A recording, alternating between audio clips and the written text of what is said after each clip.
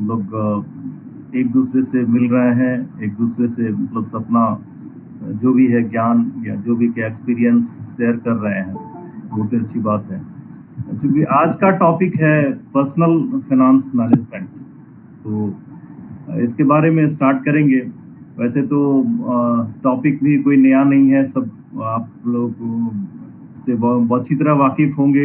ये एक एक्सपीरियंस का चीज है, बट चूंकि थोड़ा सा थ्योरेटिकल एस्पेक्ट में उस पर थोड़ा इलेबोरेट करूंगा।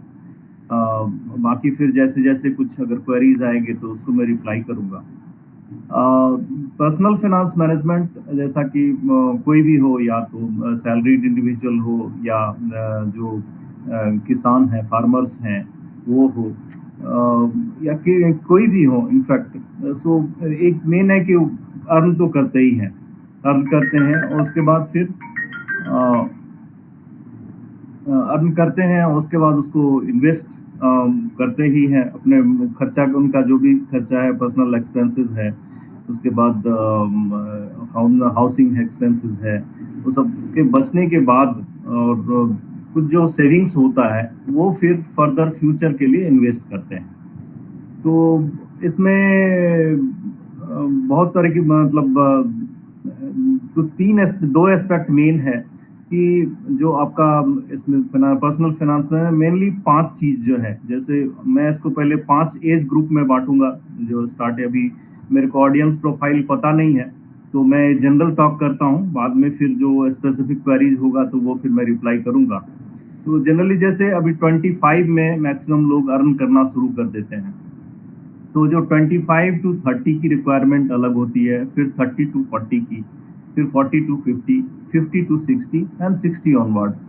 ये सारे एज ग्रुप की रिक्वायरमेंट्स जो है अलग अलग है। जो 25 to 30 का जो एज ग्रुप है, यंग रहता है। और इन्वेस्टमेंट की सेल में एक तीन चीज जो इम्पोर्टेंट है कि मतलब रिस्क एंड रिटर्न है। अगर आप कम रिस्क लेते हैं तो रिटर्न आपको कम मिलेगा, मीडियम रिस्क है तो मीडियम रिटर्न मिलेगा, हाई रिस्क है तो हाई रिटर्न मिलेगा। कोई नई बात नहीं है, हम लोग सब लोग ये चीज जानते हैं। तो जो जो सबसे पहला तबका हम बोलेंगे 25 to 30 का जो एज ग्रुप है, वो जस्ट कॉलेज से पहले मैं सैलरीड से स्टार्ट करता हूँ, सैलरीड क्लास से। उसके बाद फिर मैं एग्रीकल्चर क्लास में, एग्रीकल्चर इनकम क्लास में भी आऊँगा। तो जो सैलरीड क्लास है 25 to 30 का एज, इनका जस्ट वो 25 में पास आउट होते हैं अपने कॉलेज से या किसी भी संस्था से। उसके बाद वो जॉब स्टार्ट करना 25 में स्टार्ट कर देते हैं मैक्सिमम लोग। तो 25 to 30 में इनका थोड़ा सा एम्बिशन रहता है, जो कोई भी हो, कि थोड़ा हम हायर एजुकेशन और ले लें, है ना। तो मैं, क्योंकि शादी वादी जनरली आजकल 30 के बाद ही हो रही है जनरली। लड़कियों की 25-26 तक होती है, लड़कों की तो 30 के बाद ही जनरली जो देख रहे हैं ट्रेंड। कुछ की होती होगी तो पता नहीं सबसे। लेकिन 25 to 30 में एक एम्बिशन रहता है कि हम थोड़ा अपना हायर एजुकेशन के लिए थोड़ा सेविंग्स के लिए, तो जो भी वो अर्न करते हैं उसका कुछ हिस्सा बचा करके रखते हैं वो, ताकि वो हायर एजुकेशन, वो उनका उस समय का नीड रहता है।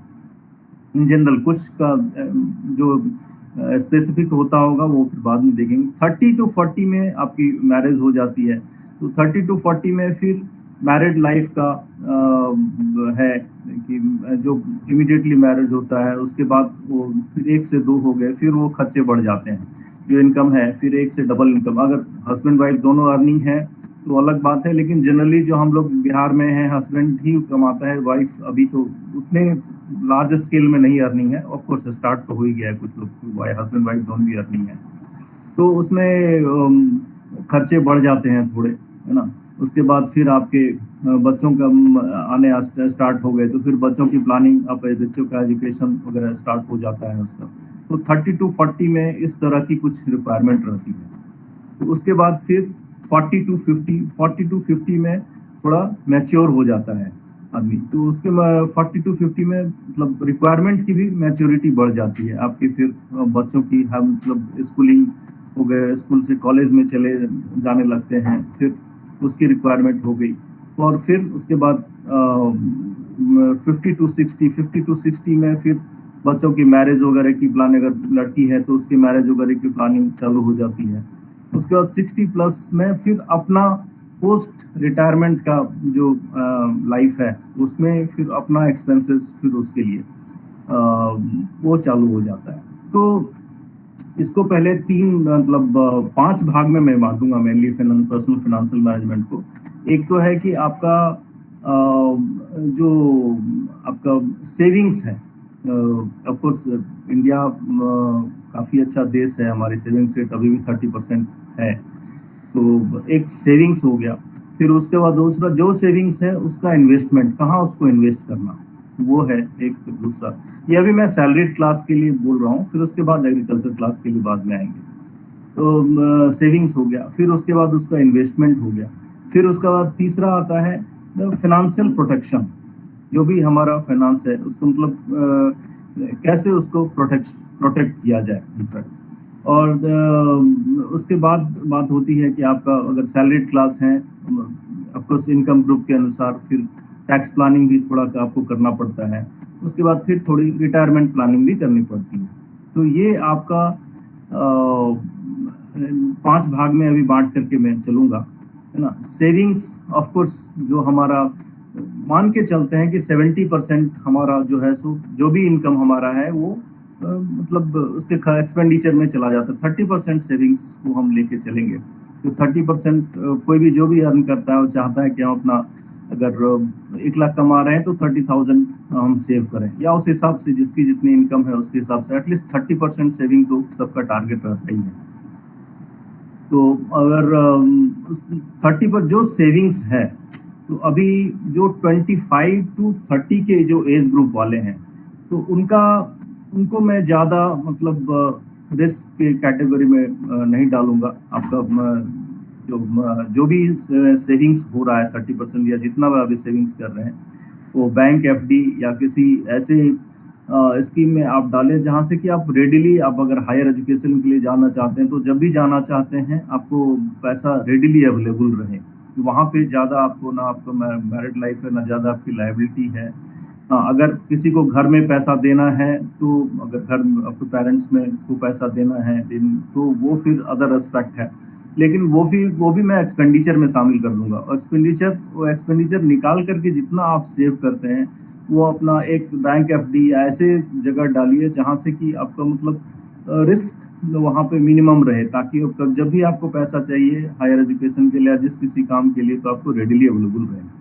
उसके बाद फिर आप 30 टू 40 में आप अर्निंग स्टार्ट हो गई आपकी, 30 उसकी मैरिज हो गई आपकी, मैरिज के खर्चे बढ़ गए आपके। उसके बाद फिर भी मैं खर्चा वही हमेशा 70-30 लेके चलूँगा। जो 30% ये इसके बाद जो है सो आपको थोड़ा प्लानिंग करना पड़ेगा, आपका चिल्ड्रन का एजुकेशन प्लानिंग करना पड़ेगा। और उसके बाद थोड़ा सा ऐसे 30 टू रिटायरमेंट प्लानिंग में बोलूँगा आपको 40 के प्लस बाद सीरियसली करना पड़ता है। लेकिन आप 30 से ही अगर थोड़ा पैसा का इन्वेस्टमेंट जितना ज़्यादा दिन तक रखेंगे वो जितना ज़्यादा रिटर्न देगा, ऐसे जनरल रूल है। तो अगर 30 के बाद से थोड़ा थोड़ा आप रिटायरमेंट प्लानिंग के लिए चालू करते हैं तो बहुत अच्छी बात है, नहीं तो 40 के बाद से तो आपको अग्रेसिवली चालू करना ही पड़ेगा। लेकिन 30 के बाद से जो आपको जो इन्वेस्टमेंट जो मेन रिक्वायरमेंट होती है, आपको कहीं भी अगर बच्चे का स्कूलिंग करना है उसको, तो एक लड़का एक लड़की, और अगर लड़की है तो फिर इमीडिएटली आपको उसके शादी का भी, क्योंकि अगर आप 30 के हैं तो आप अगर 25 साल के एज में आपको लड़की की शादी करनी है तो 55 में आपको 25 साल का आपको लड़की का जो मैरिज का है तो उसके लिए आपको अभी से 30 के बाद से ही स्टार्ट कर देना चालू, मतलब बच्चे के होने के बाद से ही स्टार्ट कर देना ज़्यादा अच्छा रहेगा। तो एक ऑफकोर्स गवर्नमेंट ऑफ इंडिया का भी बहुत अच्छा है, स्कीम भी है एक सुकन्या समृद्धि योजना एक जो है, सो उसमें आपको जो 30% है उसमें से पार्ट उसमें मैं थोड़ा डिटेल में जाऊंगा। अभी 30% में अभी जो 30 के हैं आप थोड़ा ज़्यादा रिस्क ले सकते हैं। जो 30 टू 40 एज के ग्रुप में है आप थोड़ा ज़्यादा रिस्क ले सकते हैं, क्योंकि आपके पास टाइम स्पैन है ना इन्वेस्टमेंट के लिए। और आपको थोड़ा रिस्क अगर लेंगे तो जितना ज़्यादा रिस्क लेंगे तो मैं ज़्यादा हाई रिस्क हाई रिटर्न में नहीं जाने के लिए सजेशन दूंगा। दूंगा, लेकिन मीडियम रिस्क मीडियम रिटर्न में तो आप जा सकते हैं। मीडियम रिस्क में आप जो पहला बोलूंगा कि 40% जो भी आपका ये सेविंग्स है, 30% सेविंग्स, सपोज 30,000 अगर सेविंग्स है आपका, तो 30,000 में जो उसका 40% है, करीब 12,000 रुपया, आप म्यूचुअल फंड में डाल दीजिए, किसी भी अच्छे लार्ज ब्रांडेड हाउस के, जैसे SBI म्यूचुअल फंड है, HDFC म्यूचुअल फंड है, एक्सिस है, ICICI बैंक का भी म्यूचुअल फंड है। तो जो ये सब म्यूचुअल फंड है, इसका जो कुछ लार्ज कैप और मिड कैप, आप इसमें स्मॉल कैप कैटेगरी है, आप किसी भी बैंक ब्रांच में जाएंगे तो वो आपको बताएगा कौन सा लार्ज कैप म्यूचुअल फंड है, कौन सा large cap mid cap mutual fund है, वो बताएंगे लोग। तो ये मेनली मैं सजेशन दूंगा कि large cap mid cap mutual fund में जो है सो आप जो 30 के 40 के है, 30 to 40 एज ग्रुप के हैं, वो आप इन्वेस्ट कर सकते हैं। भारत इसका रीजन ये रहता है कि आपको म्यूचुअल फंड में करीब 12% per annum, 12 to 15% per annum के हिसाब से आप रिटर्न एक्सपेक्ट कर सकते हैं। 15 अगर नहीं भी जाइए तो 12 भी अगर आप एक्सपेक्ट कीजिए तो आपका एक रूल ऑफ 72 होता है। रूल ऑफ 72 में क्या है, आपका जो आप 72 डिवाइडेड बाय जो rate of interest per annum है, उतने साल में आपका पैसा डबल हो जाएगा। तो अगर आप 12% के मान लीजिए तो आपको 12 छक्का 72, 6 साल में आपका पैसा वो जो भी इन्वेस्ट करेंगे आप, तो वो डबल हो जाएगा आपका। तो आप ये 30 to 40 में, लेकिन आप एट द सेम टाइम थोड़ा स्टॉक मार्केट है, कभी रिस्की भी रहता है, कभी बहुत सारा फ्लक्चुएशन रहता है, फिर भी 12 to 15% दिया रिटर्न ओवर द ईयर्स जो है दिया है। लेकिन आप म्यूचुअल फंड, क्योंकि डायरेक्ट इक्विटी में मैं इसलिए नहीं सजेस्ट करूंगा कि वो बहुत सारे लोगों को नॉलेज नहीं रहता है और आपको पता नहीं है कौन सा स्टॉक अच्छा है, कब कोई बढ़ रहा है घट रहा है, पता नहीं। तो म्यूचुअल फंड अच्छा हाउसेज है, जो SBI का है, HDFC, उसमें आप ट्रस्ट भरोसा कर सकते हैं उन लोगों पर, तो उसके फंड मैनेजर्स अच्छे रहते हैं।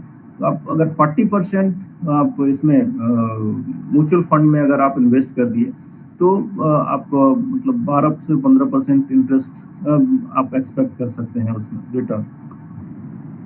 अब उसके बाद का जो पैसा है उसमें मैं बताऊंगा कि एक अगर आप लड़की के लिए प्लान कर रहे हैं या जिस किसी एज से, तो लड़की के लिए आपको अगर 25 साल में शादी करनी है और वो टारगेट रख के चल रहे हैं, तो आप सुकन्या समृद्धि योजना है, उसका 8 to 9% वेरी कर रहा है अभी, अच्छा रेट ऑफ इंटरेस्ट दे रही है गवर्नमेंट ऑफ इंडिया का, बहुत अच्छा स्कीम है लड़की के लिए। आप उसको उस समय मतलब right at the child birth के समय से ही आप करीब 5,000 पर मंथ के हिसाब से आप जमा करना उसमें चालू कर दीजिए आप। तो वो से फिर आप लड़की की शादी के लिए आप निश्चिंत हो जाएंगे। ऑफ कोर्स उसका एजुकेशन का आपको बाद में देखना पड़ेगा, लेकिन लड़की की शादी के लिए आप निश्चिंत हो जाएंगे। इसका एक ही मतलब, आप at the age of 30, between 30 to 35 अगर आप करते हैं तो बहुत ही अच्छा है। लेकिन अगर आप इसका एक डिसएडवांटेज है सुकन्या समृद्धि योजना का, कि ये करीब 21 ईयर्स तक आप इससे पैसा आप नहीं निकाल सकते हैं, या कभी निकालिए भी तो 50% तक आप निकाल सकते हैं। लेकिन जनरली लोग लॉन्ग टर्म के लिए रखता है, तो इसमें जितना पैसा आप रख रहे हैं आप 21 ईयर्स के लिए आपको कंपाउंडेड मिलेगा, तो रिटर्न जो है सो आपको फिर सोचना नहीं पड़ेगा। आप तो करीब 5,000 के हिसाब से अगर आप पर मंथ करते हैं तो अच्छा लमसम आपका 25 ईयर्स के एज में आपको बन जाएगा। तो ये बहुत, लेकिन अगर आप फिर अब उसमें बाद में जाऊंगा, लेकिन 40 to 50 के एज में अगर आप हैं तो फिर आपको ये पैसा ज़्यादा मतलब लड़की के शादी के काम में, लड़की को भले बाद में फ़ायदा हो जाए उसको मिलेगा, लेकिन आपके लड़की के शादी के काम में ज़्यादा आप इसको यूज़ नहीं कर पाएंगे। तो इसलिए आप अगर 30 to 35 के एज में हैं तो कीजिए, या नियरिंग 40 है तो ही आप इसमें इन्वेस्ट कीजिए। बाद में करने से फिर बहुत ज़्यादा आपको शादी के लिए इस पैसे को ज़्यादा यूज़ नहीं कर पाएंगे, और ये कॉर्पस शादी के लिए बहुत ही अच्छा है। तो इसलिए आप जस्ट लड़की के बर्थ के बाद ही 30 to 35 के बीच में आप इसको इन्वेस्ट कर दीजिए, तो आपको अच्छा लमसम मिल जाएगा और अच्छी मतलब आप शादी की तैयारी कर सकेंगे। एक ये है, और दूसरा है कि आप एक PPF अपना बनाना चाहिए। ऑफकोर्स जो बहुत सारे मतलब जो गवर्नमेंट इंस्टीट्यूट में है उनका पीएफ का टाई है, तो पीएफ उसमें डिपॉजिट होता है। लेकिन बहुत सारे प्राइवेट संस्थान में लोग काम करने वाले लोग हैं, या फिर जो भी गवर्नमेंट के लोग भी हैं, तो भी एक पीपीएफ अकाउंट में कुछ पैसा जमा करें, जो कि आपको ये लॉन्ग टर्म में अच्छा मतलब आपको करीब 5,000, तो 5,000 आप पीपीएफ में भी जमा कीजिए, है ना। तो वो भी आपको मतलब रिटायरमेंट तक आप अच्छा 60 ईयर्स की एज तक अच्छा कॉर्पस बन जाएगा। तो ये भी एक पीपीएफ और सुकन्या समृद्धि योजना और म्यूचुअल फंड, ये 3 स्कीम बिटवीन 30 टू 40 एज के लिए मैं मस्ट बोलूँगा। बाकी का जो सरप्लस है फंड, वो आप कभी एफडी में रख सकते हैं, ताकि के बाद में आपको एजुकेशन या चिल्ड्रन एजुकेशन या अपना ही पर्सनल कुछ और एक्सपेंसेस, बहुत सारे कहीं घूमने जाना है, कुछ करना है, अपना अपना भी कुछ कार लेना है, और भी कुछ एक्सपेंसेस हो सकते हैं, तो वो सब के लिए आप एफडी में इन्वेस्ट कर दीजिए, जो कि आपको रेडिली अवेलेबल मनी रहेगा कभी भी, और आप यूज़ कर पाएंगे। पोस्ट ऑफिस में मतलब बहुत ज़्यादा जमा ना करें, क्योंकि पोस्ट ऑफिस का एक निगेटिव है पोस्ट ऑफिस के लिए कि आप पैसा जमा तो कर सकते हैं, रिटर्न भी अच्छा देगा, लेकिन क्योंकि कंपाउंडेड रिटर्न देता है, लेकिन आप पैसा उसमें से आप निकाल नहीं सकते हैं इजीली। वो है उसका, वो लॉक इन रहता है। जैसे फिर में सुकन्या समृद्धि जो 21 ईयर्स लॉक इन है, तो उसमें जो पैसा अगर जमा किया तो आप भूल जाइए, आप उसको निकालना। 18 साल की लड़की 18 साल की बाद होगी, तभी उसके बाद ही आप 50% निकाल पाएंगे, तो उसमें से पैसा आपको कुछ मिलेगा नहीं। उसी तरह अगर आप पीपीएफ में भी डाल रहे हैं, तो वो 15 साल का टेनर रहता है। आप अगर 7 साल के बाद अगर निकालना भी चाहें, तो 7 साल के बाद में भी उसमें भी कुछ परसेंटेज ही आप निकाल पाएंगे। तो वो सब पैसा एकदम लॉन्ग टर्म के लिए है, तो इसलिए आप उतना ही डालिए पीपीएफ में या सुकन्या समृद्धि योजना में, जितना कि आप उस पैसा को भूल जाइए। वो आप सोच लीजिए कि एकदम लॉन्ग टर्म के लिए है। ज़्यादा अगर डालेंगे, बीच में नहीं निकाल पाए, तो फिर बाद में मतलब और रिक्वायरमेंट तो आती ही है कुछ ना कुछ, तो इसलिए वो मेरा म्यूचुअल फंड हुआ या एफडी। म्यूचुअल फंड में क्या है कि म्यूचुअल फंड में आप कभी भी लिक्विडेट कर सकते हैं पैसा, अगर आपको ज़रूरत पड़ा तो 3 दिन में आपको पैसा आपके बैंक अकाउंट में आ जाता है, तो वो एक अच्छा स्कीम है। लेकिन आपको ये जो पोस्ट ऑफिस की डिपॉजिट स्कीम है, उसमें बहुत ही इतना ही पैसा डालें जितना कि आप भूल सकते हैं उसको, उस लंबे टर्नर के लिए उसमें से पैसा आपको मिले। ये सोच के चलिए कि मेरे को उसमें से पैसा शॉर्ट टर्म में नहीं चाहिए। तो ये 3 स्कीम मैं बताऊंगा 30 टू 40 में, जो मेनली मैं मीडियम रिस्क में इस एज ग्रुप में भी मैं मीडियम रिस्क में रहने के लिए, मीडियम रिस्क मीडियम रिटर्न में जाने बोलूँगा। जो भी आप इन्वेस्टमेंट प्रोडक्ट भी जो चुनते हैं, म्यूचुअल फंड में भी जो चुनते हैं, आप मीडियम रिस्क कैटेगरी का लार्ज कैप या large cap medium mid cap mutual fund में जो मीडियम रिस्क में कभी भी रहिए। हाई रिस्क में जाएंगे तो स्मॉल को हाई रिटर्न तो देगा, लेकिन कभी कभी पैसा बहुत हार्ड अर्न मनी रहता है, और कभी पैसा डूब गया तो फिर अच्छा नहीं लगता है। तो इसलिए अपना मीडियम रिस्क में रहना ज़्यादा अच्छा है। ये 30 टू 40 का हुआ। अभी 40 टू 50 में चलेंगे। 40 टू 50 एज ग्रुप जो है, सो मेनली इसमें फिर आपको थोड़ी जो बच्चे कॉलेज में जाने लगते हैं, है ना, और फिर उनके कुछ इंजीनियरिंग में चल गए, मेडिकल में गए, एक्सपेंसेस बढ़ने लगते हैं पर मतलब, तो ऑफ कोर्स अर्निंग भी बढ़ जाती है डेफिनेटली। तो लेकिन फिर भी इस एज ग्रुप में आपका जो इक्विटी इन्वेस्टमेंट है थोड़ा कम कर दें। इक्विटी इन्वेस्टमेंट और डेट इंस्ट्रूमेंट में इक्विटी ज़्यादा 30% जो है, सो आपका जो भी सेविंग्स है, मतलब 30,000 ही लेके चलते हैं हम, तो 30,000 में जो 30% 9,000 ही आप म्यूचुअल फंड में डालिए। बाकी का पैसा जो है सो फिर आपका कुछ तो आपका जो रनिंग रहेगा, सुकन्या समृद्धि योजना पीपीएफ कुछ तो रनिंग रहेगा, उसमें डालिए, उस बैंक एफडी में डालिए, है ना। और फिर कुछ अदर प्रोडक्ट्स भी हैं इन्वेस्टमेंट के आपको, है ना। अच्छा, एक चीज़ मैं कहना भूल गया कि आप 25 टू 30 के बीच में तो नहीं बोला, लेकिन 30 टू 40 के बीच में आप एक टर्म प्लान जरूर लीजिए, टर्म इंश्योरेंस प्लान जरूर लीजिए आप, जो बहुत 25 लाख का एक आपका प्रीमियम भी कम आएगा, और वो मस्ट है। एक इंश्योरेंस तो आप आज के डेट में लेना ही चाहिए, ये 30 से 40 के बीच के लोग के लिए। और एक हेल्थ इंश्योरेंस भी आप जरूर लीजिए, हेल्थ इंश्योरेंस बहुत सब, और ये कुछ भी जो इंश्योरेंस लेते हैं आप किसी ब्रांडेड जो है, जैसे LIC है या HDFC है या कुछ किसी ऐसे ब्रांडेड से लीजिए। किसी बहुत सारे नए स्कीम्स भी आ रहे हैं, डेफिनेटली IRDA है और सब एजेंसीज है, लेकिन जब आपको पैसे की जरूरत होती है तो फिर वो जो ब्रांडेड हाउस है वहां से पैसा, मतलब इजीली तो नहीं कहूंगा लेकिन हाँ मिल जाता है। सिक्योरिटी है कि आपको LIC में अगर इंश्योरेंस है आपका LIC से, तो आप सिक्योरिटी है कि आपको पैसा मिल जाएगा आपके जो परिजनों को अगर इंश्योरेंस कराते हैं आप। हेल्थ इंश्योरेंस में भी अगर आप ब्रांडेड हाउस में, जैसे टाटा AIG है या और HDFC का भी है और HDFC अर्गो है या ICICI का है, ICICI लोम्बार्ड है, जो ये सब इंश्योरेंस हेल्थ इंश्योरेंस है, इस सब से जाते हैं आप, तो ऑफकोर्स कुछ हेल्थ इमरजेंसी हॉस्पिटल में एडमिट होना पड़ गया, कुछ ऐसी इमरजेंसी आ गई तो आपको जो है सो, या वाइफ की प्रेगनेंसी डिलीवरी है, इस सब के टाइम में जो है सो आपको ये सब हेल्थ इंश्योरेंस बहुत ही हेल्प करेगा आपको। तो एक हेल्थ इंश्योरेंस और एक टर्म इंश्योरेंस, ये दोनों भी बिटवीन 30 to 40 के जो लोग हैं उसको मैं एकदम मस्ट, ये 30 to 40 के ही है तो लाइफ लॉन्ग ही अपना, लेकिन आप करा लें 30 to 40 के एज में ही, क्योंकि इससे 30 to 40 के एज में प्रीमियम कम मिलेगा। अब जैसे जैसे आपका एज बढ़ता जाएगा वैसे वैसे आपका ये प्रीमियम, इसमें जो टर्म इंश्योरेंस प्लान है या फिर हेल्थ इंश्योरेंस प्लान है, इसका फिर प्रीमियम बढ़ता जाएगा। लेकिन ये रखना है लाइफ लॉन्ग, लेकिन आप स्टार्ट कर दें 30 to 40 एज में ही। अपना एक प्रोटेक्शन, फाइनेंशियल प्रोटेक्शन यही है, पर ये रखना ही है आपको, ताकि आपको कभी इमरजेंसी में आपको ये हेल्प करेगा। अगर पैसा आपके नहीं पास नहीं भी है तो आपको ये हेल्प करेगा।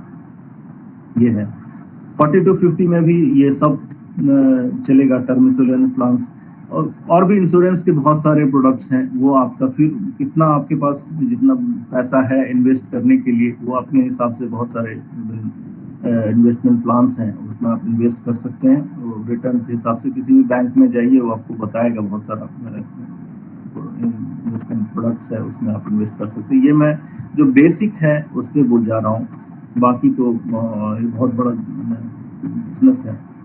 उसके बाद 40 to 50 में अगर जा रहे हैं, 40 to 50 में भी ये सारे चीज़ तो चलेंगे ही आपके, सुकन्या समृद्धि योजना, PPF, health insurance, personal protection, ये सब तो चलेंगे ही चलेंगे। लेकिन इसमें इक्विटी में इन्वेस्टमेंट मैं घटा देने के लिए बोलूँगा। 30% आप, मतलब अगर 12,000 में है, मतलब 30,000 है, तो आप 9,000 रुपया जो है सो एक इसमें म्यूचुअल फंड में आप इन्वेस्ट कीजिए। बाकी का फिर आप थोड़ा अगर बढ़ा सकते हैं सुकन्या समृद्धि योजना में तो वो बढ़ाइए। इसमें आप सुकन्या समृद्धि योजना में आप 1.5 लाख रुपया तक सालाना कभी भी जमा कर सकते हैं। तो आप जो इन्वेस्टेबल सरप्लस है, जितना पैसा जमा कर सकते हैं उसके हिसाब से आप ये सब प्रोडक्ट, PPF में भी आप करीब आई थिंक 1 लाख तक है, PPF में 1 लाख तक है, सुकन्या समृद्धि योजना में 1.5 लाख तक है, या आई थिंक PPF में भी 1.5 लाख तक है, आई थिंक थोड़ा पता कर लिया, not sure at this moment. तो आपको वो अगर ये तो चलेगा ही चलेगा, उसमें आप इन्वेस्टेबल अमाउंट जो है सो वो बढ़ा सकते हैं। इसमें आप जो हेल्थ इंश्योरेंस भी है, आप जो 30 to 40 में आप मिनिमम 5 to 10 लाख के बीच में रख सकते हैं।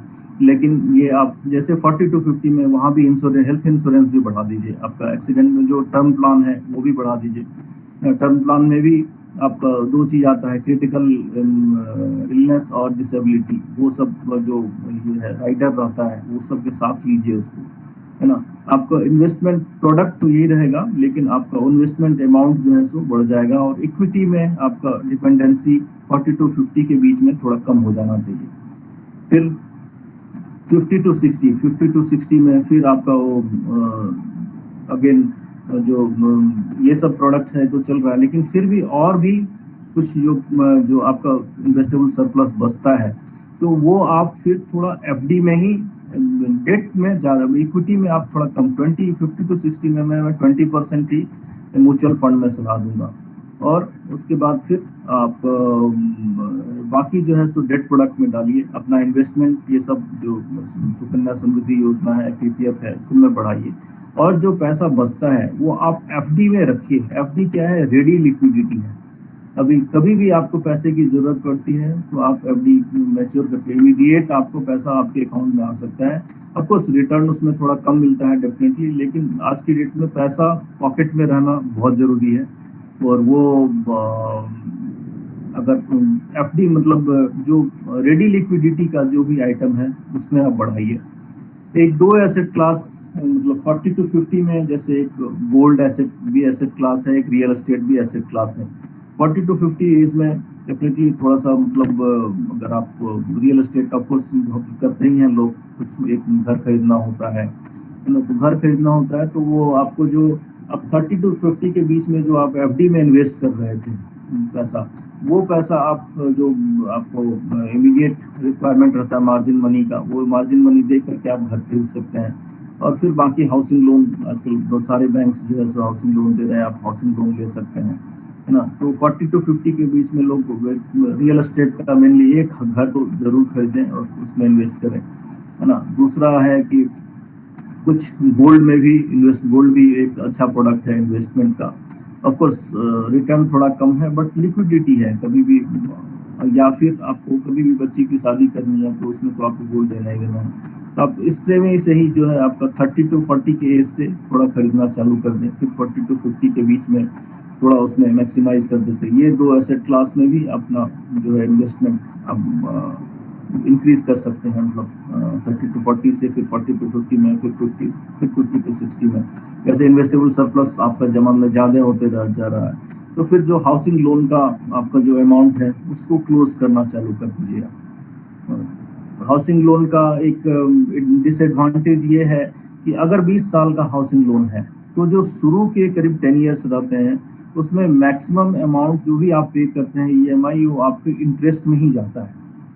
तो अगर आपका कहीं से भी कुछ मतलब बोनस आ रहा है या कोई सरप्लस मनी आ रहा है तो कोशिश करें कि आप ये जो हाउस अपना जो लोन है, हाउसिंग लोन है या कोई पर्सनल लोन कभी जरूरत पड़ा बैंक से तो वो लिए हैं तो वो फिर कम कर दें। आप हाउसिंग लोन कम करते जाएं, पर्सनल लोन कम करते जाएं। जितना लोन कम रहेगा उतना आप टेंशन में कम रहेंगे। एक प्रोडक्ट बहुत सारा अभी मार्केट में है, क्रेडिट कार्ड। क्रेडिट कार्ड तो मेरे हिसाब से कभी ना लें, क्योंकि क्रेडिट कार्ड बहुत ही हाई इंटरेस्ट रेट है, 36 to 40%। और पहले तो बहुत सारा लिक्विडिटी ऑफर रहता है, बहुत कभी कभी तो आपको जरूरत पड़ेगा, क्योंकि अगर आप कहीं फॉरेन कंट्री जा रहे हैं, कुछ कहीं जा रहे हैं तो आपको उसकी जरूरत है, मस्ट है, आपको चाहिए ही चाहिए। लेकिन अगर आप इंडिया में हैं तो ये मस्ट नहीं है, और इस मेरे हिसाब से आप क्रेडिट कार्ड में ना जाएं तो ज़्यादा अच्छा है। ये बहुत high interest rate of interest है कभी, और इसके ट्रैप में अगर फंस गए तो इससे निकलना बहुत डिफिकल्ट होता है। और जनरली ये 30 to 40 एज ग्रुप में जो है सो जनरली लोग लेते ही लेते हैं क्रेडिट कार्ड, तो इसको ना लें किसी भी हाल में, वो ज़्यादा अच्छा रहेगा। तो ये भी एक मैं बताऊंगा। फिर जैसे 50 to 60 में आप 40 to 50 में फिर आप एक रिटायरमेंट प्लानिंग में भी कुछ कॉर्पस रखना चालू कर दें। बहुत सारा रिटायरमेंट प्लान्स भी है, गवर्नमेंट ऑफ इंडिया की भी रिटायरमेंट प्लान है, या कुछ नहीं भी है तो आप पीपीएफ में ही आप उसको रिटायरमेंट फंड समझ करके आप उसमें ही डालना चालू कर दीजिए कि मेरे को इसको 60 के एज के बाद ही निकालना है। बहुत सारा LIC का भी है, बहुत सारे रिटायरमेंट प्लानिंग है, आप देखेंगे रिटर्न के हिसाब से आप और आपका इन्वेस्टर सरप्लस के हिसाब से आप उसमें प्लान कर सकते हैं। तो ये लेकिन आपका ये 40 के एज से आप रिटायरमेंट प्लानिंग चालू कर दीजिए। अगर आप किसी गवर्नमेंट इंस्टीट्यूट में हैं तो अगर बहुत सारा गवर्नमेंट जो सर्विसेज है उसमें पेंशन तो मिलता है, लेकिन बहुत जो प्राइवेट एम्प्लॉइज हैं या बहुत सारे इवन गवर्नमेंट एम्प्लॉइज को भी आज के डेट में पैसा का रिक्वायरमेंट 60 के बाद में बढ़ जाता है। तो आप 40 के एज से ही कुछ पैसा जो है रिटायरमेंट पर्पस के लिए भी चालू कर दें। इनफैक्ट तो आपका 20% जो भी आपका सेविंग्स है उसका 20% 40 के एज से आप रिटायरमेंट में डालना चालू कर दीजिए, तो वो एक बहुत अच्छा रहेगा। ठीक है, तो 40 और ये सब फिर 50 to 60 के बीच में ये सब चालू रहेगा आपका, जो भी प्रोडक्ट्स हमने डिस्कस किया। लेकिन इसमें आपका इन्वेस्टमेंट बढ़ाते चले जाएं आप इसमें अपना। ऑफकोर्स 30% में हमेशा ही मान के चल रहा हूँ कि 30% तो आप कभी भी रखिए कि हमको इन्वेस्ट करना ही करना है। उसके बाद अगर वो और पैसा बचा सके और इन्वेस्ट कर सके तो अच्छी बात है, लेकिन 30% कभी भी रखिए लाइफ में कि हमको जो है सो सेविंग करना है और इन्वेस्ट करना ही करना है। और ऑफकोर्स डिफरेंट पैसा बचा के बाद, बचने के बाद ही जितना बचा वही खर्च करें, मतलब ये जनरल ट्रेंड है, सब लोग बड़े लोग यही करके गए हैं, तो हम भी यही कहेंगे। तो ये आप 50 to 60 के एज में भी फिर मैं यही सलाह दूंगा। 55 तक आपकी लायबिलिटी करीब करीब आपको बच्चे भी सेट हो जाते हैं, बच्चों की शादी भी हो जाती है 55 तक, तो आपका करीब करीब लायबिलिटी करीब करीब खत्म होने लगता है। 55 के बाद से आपका जितना भी सेविंग्स है आप मैक्सिमम अमाउंट जो है सो फिर रिटायरमेंट प्लानिंग के लिए आप उसमें इंक्रीज कर दें, क्योंकि ये सब पैसे बच गए, जो भी पैसा आप चिल्ड्रन एजुकेशन के लिए बचा रहे थे या बच्चों की शादी के लिए बचा रहे थे, ये 55 तक सारे मैच्योर भी हो जाएंगे और जो पैसा मिल रहा है वो सब खर्चे हो गए। लेकिन उसके बाद अगर वो आप अर्न कर रहे हैं उसका सेविंग है, तो करीब 50% जो सेविंग्स है, 50 to 60% जो भी सेविंग्स अमाउंट है वो आपका सिर्फ रिटायरमेंट प्लानिंग के लिए ही चला जाना चाहिए। और भी उस समय हो सकता है वो एक्सपेंसेस हो सकता है, कुछ बहुत सारे कार खरीदना है या और भी सेकंड हाउस खरीदना है, बच्चे के लिए घर खरीदना है, बहुत सारी है। लेकिन उसके बाद पहले अपना प्रायोरिटी आप देखें, पहले अपना सेफ्टी देखें, बच्चों को फिर 55 के बाद छोड़ दीजिए, क्योंकि वो आप 30 से 55 तक आप बच्चों में इन्वेस्ट किए, उनके बस के एजुकेशन के लिए, उनके मैरिज के लिए, उनके हर जरूरतों को देखें। लेकिन 55 के बाद फिर आपका अपना लाइफ है, लॉन्ग लाइफ है। इनफैक्ट आजकल मतलब गॉड्स ग्रेस 80-90 तक लोग लाइफ स्पैन है इनफैक्ट, तो आपको लेकिन वो 70 के बाद से एनर्जी कम हो जाती है। लाइफ स्पैन तो है लेकिन एनर्जी फिर कम होने, आप अर्न उतना नहीं कर पाएंगे। सिर्फ आजकल जॉब लोग कर रहे हैं 60 to 70 ईयर्स तक भी, रिटायरमेंट के बाद फिर दूसरी जॉब भी लेते हैं, फिर और जॉब करते हैं 70 के बाद से, फिर लेकिन जॉब भी नहीं कर पाएंगे या करेंगे तो फिर थोड़ा कम इनकम वाला करेंगे। तो इसलिए आप 55 के बाद से जो जितना पैसा बचता है उसका मैक्सिमम अमाउंट आप रिटायरमेंट प्लानिंग में लगा दें। आप बच्चों की फिक्र बिल्कुल छोड़ दें वहाँ से, तो वो है 55 to 60। और फिर जो 60 के एज में जो भी पैसा बचा आपके पास कॉर्पस इकट्ठा हुआ, तो उसको आप जो है सो किसी मंथली इनकम प्लान है, इवन पोस्ट ऑफिस में भी मंथली इनकम प्लान है, उसमें भी आप डाल दीजिए। और उसका पैसा अगर उसमें आप अर्न कर रहे हैं तो बहुत अच्छी बात है, नहीं अर्न कर रहे हैं तो वो इनकम प्लान जो है उसमें आप ये कर दीजिए कि उसका जो भी इंटरेस्ट है वो आपके सेविंग्स अकाउंट में आ जाए, तो आपका फिर वो रेगुलर एक्सपेंडिचर के लिए मतलब इजीली उसमें अच्छा करीब जो मंथली इनकम प्लान है उसमें आपको करीब 7% तक तो इंटरेस्ट मिलता है। तो इस तरह से अगर आप मतलब 30-40 लाख का कॉर्पस अगर इकट्ठा हो गया तो आपको एक अच्छा इंटरेस्ट आ जाएगा। और उसमें अगर घर आपके पास है और आपको अगर 30-40 हज़ार रुपया इंटरेस्ट में आ रहा है तो आप इजीली अपना लाइफ लीड कर सकते हैं बिना कुछ अर्न किए भी। तो आप वो कॉर्पस इकट्ठा करके आप किसी मंथली इनकम प्लान में डाल दें, या फिर किसी एफडी इंटरेस्ट आप उस समय आप जिस समय रिटायर कर रहे हैं उस समय इकोनॉमी कैसी है, बैंक कितना इंटरेस्ट दे रहा है, इस बहुत सारों बातों पर डिपेंड करेगा। लेकिन वो उस समय देख करके आप किसी ऐसे चीज में, और एक तो उस समय आपका एक म्यूचुअल फंड को भूल जाएं, आप पूरा पैसा डेट इंस्ट्रूमेंट में डालें जो फिक्स्ड आपको इंटरेस्ट दे रहा है, भले कम दे रहा है आपको 6-7% दे रहा है, 8% जितना भी दे रहा है, किसी डे मतलब उसके बाद आप इक्विटी में, म्यूचुअल फंड में उसके बाद पैसा बिल्कुल हिसाब से एडवाइजेबल नहीं रहेगा। जितना भी पैसा है वो आप किसी डेट इंस्ट्रूमेंट में रख करके फिर उसका जो इंटरेस्ट है वो आप अपना सेविंग्स अकाउंट को लेकर के फिर बाकी का आपका लाइफ है that you can lead happily, कोई प्रॉब्लम नहीं है उसके बाद। ये है एक जो एस्पेक्ट है वो हमेशा से मतलब जो आप राइट एट फ्रॉम द जब स्टार्ट करते हैं, अर्निंग स्टार्ट करते हैं उस समय से ही स्टार्ट हो जाता है टैक्स प्लानिंग। वो टैक्स प्लानिंग पे अभी जो जब लोअर इनकम रहता है तो आपको आजकल टैक्स स्लैब भी बढ़ गया है, तो आपको 5 लाख तक ज़्यादा टैक्स देने की जरूरत नहीं, क्योंकि उसमें बहुत सारा आप जो हेल्थ इंश्योरेंस लेते हैं या अपना जो इंश्योरेंस है तो वो सब प्रीमियम लगा दिए, तो बहुत सारा आपको टैक्सेबल इनकम जो है सो ज़्यादा नहीं बचता है। लेकिन आपको जैसे जैसे इनकम बढ़ेगा तो वहाँ आपको टैक्स प्लानिंग की ज़रूरत पड़ेगी। तो किसी टैक्स एडवाइजर से आप उस समय सलाह लें। लेकिन जनरल जो है आपका ये इन्वेस्टमेंट, आपका हेल्थ इंश्योरेंस में इन्वेस्टमेंट जो है, आपका जो आपका लाइफ इंश्योरेंस में इन्वेस्टमेंट है, वो सब आपको स्टैंडर्ड डिडक्शन जो भी है उस सब इसमें टैक्स प्लानिंग में आपको काम आएगा। फिर वो जो किसी टैक्स एडवाइजर से आप उस समय सलाह लें अपने इनकम के हिसाब से, तो वो बेटर आपको गाइड। बट ऑफ कोर्स ये इंश्योरेंस का जो इन्वेस्ट करते हैं आप, वो सब आपको डेफिनेटली वो हेल्प करेगा।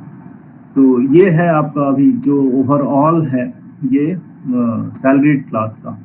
जो आपका जो अब नेक्स्ट में आऊँगा, मतलब एग्रीकल्चर इनकम में। एग्रीकल्चर इनकम में भी आपको मतलब मैं ज़्यादा तो नहीं, जो ब्रॉडली बताऊंगा क्योंकि मैं ज़्यादा मेरे को एक्सपीरियंस, लेकिन फिर भी उनको मैं कहूँगा कि उनका जो हार्ड अर्न मनी, उनको म्यूचुअल फंड इक्विटी में इन्वेस्टमेंट के लिए सलाह नहीं दूंगा। उनको ज़्यादातर जो है सो वो अपना उनका हार्ड अर्न मनी रहता है। और जो हमारा एग्रीकल्चर है, इंडियन एग्रीकल्चर, वो अनप्रेडिक्टेबल है।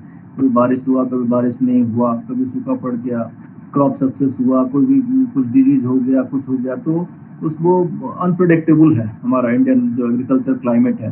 तो उसके हिसाब से आप उसमें भी वही एज ग्रुप है, एज ग्रुप तो वही रहेगा 25 to 30, 30 to 40, 40 to 50, 50 to 60 रहेगा। और रिक्वायरमेंट भी करीब करीब वही रहेगी। लेकिन जो इनकम रहता है उसमें जो है सो आपको एग्रीकल्चर इनकम में एक बहुत बड़ा कंपोनेंट है कि आपको जो भी आपका मतलब क्रॉप सक्सेस हुआ तो, नहीं सक्सेस हुआ तो, आपको पैसा तो हर साल खेती में लगाना ही लगाना है। वो एक तरह से बिजनेस है आपका।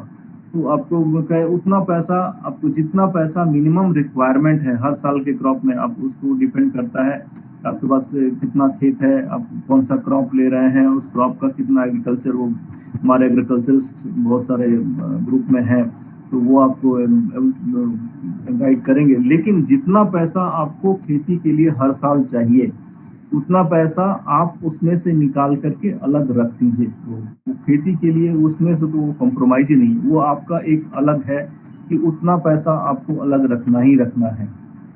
वो कहीं इन्वेस्ट नहीं करना है, सीधा जो कोई अगर बैंक का, ऑफकोर्स बैंक अकाउंट तो एक रखिए ही, और उस बैंक अकाउंट में उतना पैसा रखिए ताकि आपको अगर रिटर्न आया तो, ना नहीं आया तो, आपको हर साल उतना पैसा आपको खेती में लगाना ही लगाना है।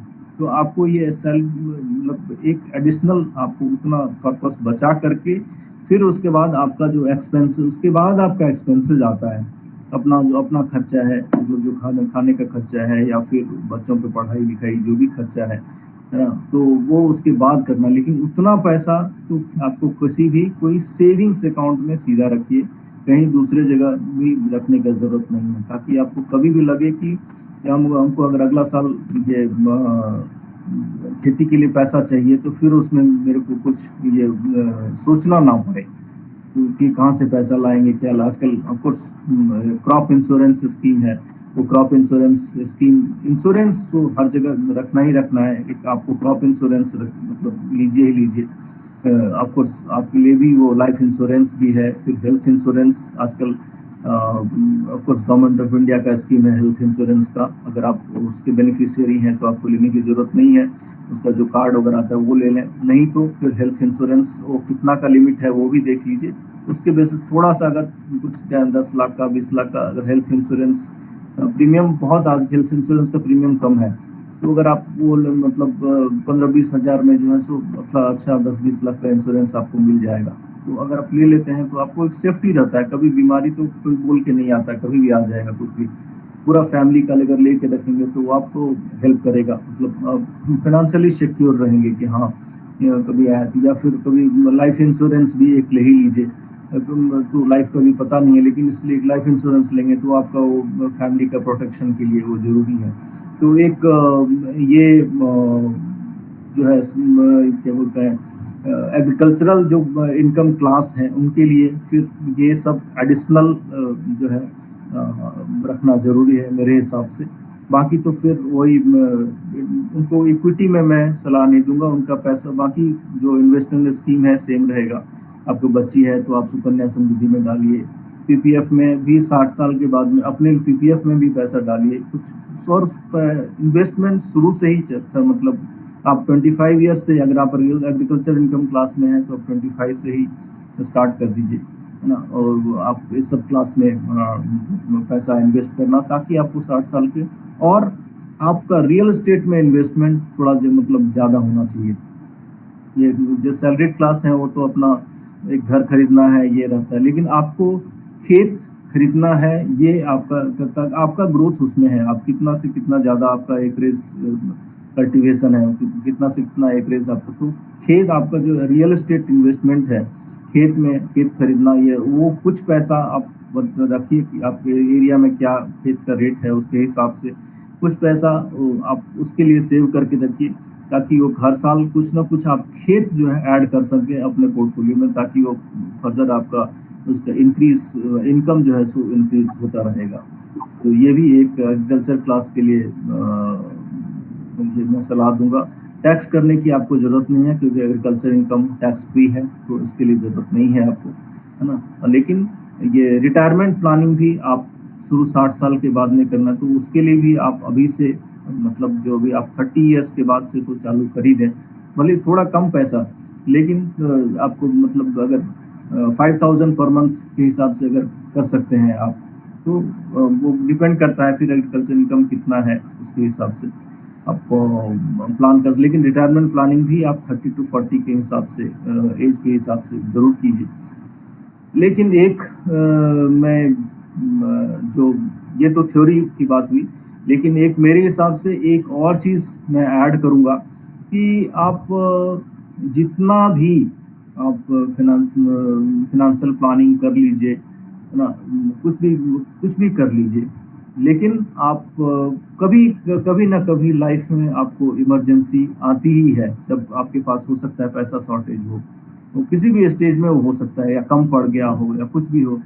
तो एक चीज़ में जो जो आजकल थोड़ा सा हम लोग ऑफकोर्स दूसरे जगह जॉब करना है तो दूसरे जगह चले जाते हैं, लेकिन एक दूसरे से अपने परिवार में और दोस्तों के बीच में रिश्ता बनाए रखें, क्योंकि आपको बैंक लोन नहीं, जरूरत पड़ेगा तो हो सकता है बैंक लोन ना दे, हो सकता है आपका जो इन्वेस्टमेंट है अपना इन्वेस्टमेंट कभी कभी वो काम ना आए, है ना। कभी हो सकता है मिस्टेक्स होता है, कभी आपको इन्वेस्टमेंट काम ना आए। शेयर आप म्यूचुअल फंड में आप पैसा लगाए हैं, उस साल का म्यूचुअल फंड रिटर्न कम हो गया, अब अगर म्यूचुअल फंड आपसे पैसा निकालेंगे, आपको रिटर्न कम मिल रहा है वहां से, या निगेटिव रिटर्न मिल रहा है, क्यों निकालने। अगर आप अपने भाई बंधु दोस्त, अगर इनसे आप जुड़े रहेंगे, तो आपको कभी भी इमरजेंसी में ये यूज आजकल ये कम होता जा रहा है, एक दूसरे से कनेक्टिविटी कम होती जा रही है, ये ना करें। ये कभी भी हो सकता है कि हर दोस्त भी आपको हमेशा मतलब मदद ना करे, लेकिन इसलिए आप नंबर ऑफ जो दोस्त है, और या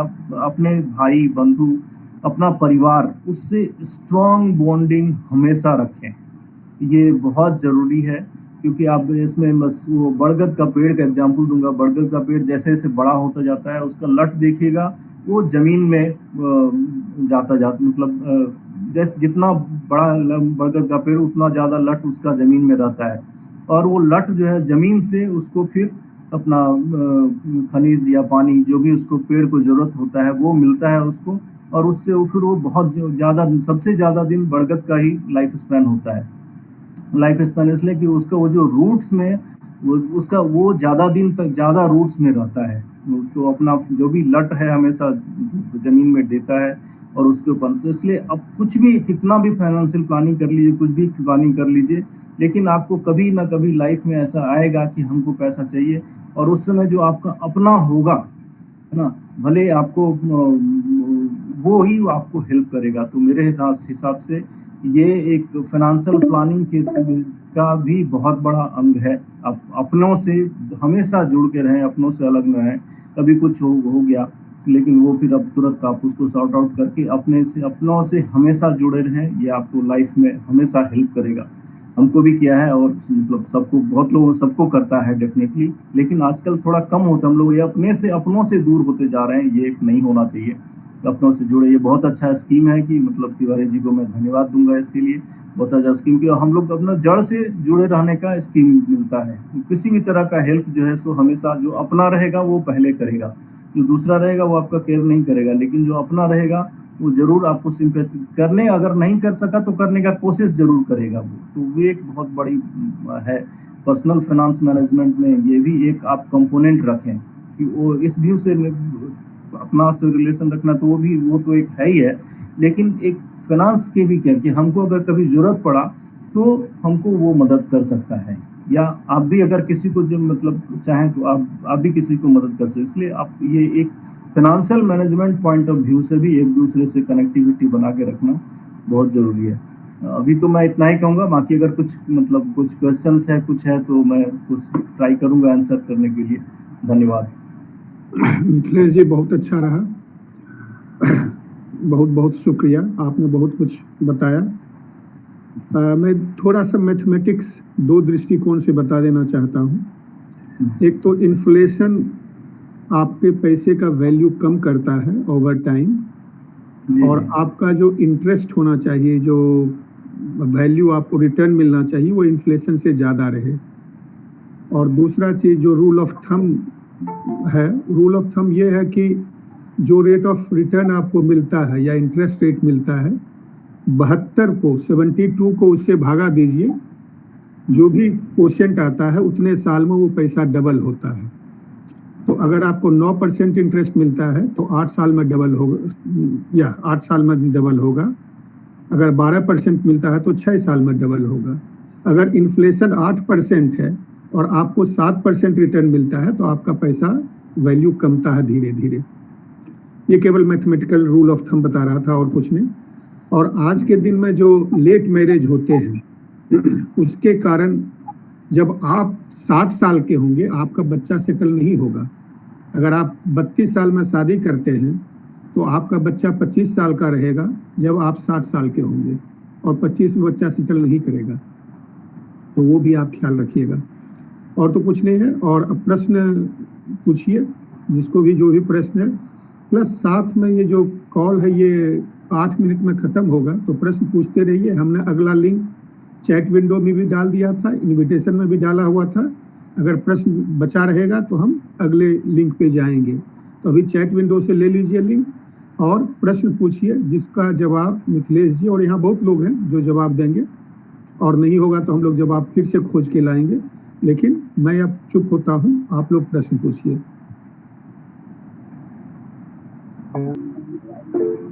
मिथिलेश सर, ये प्रमोद तिवारी बोल रहे हैं।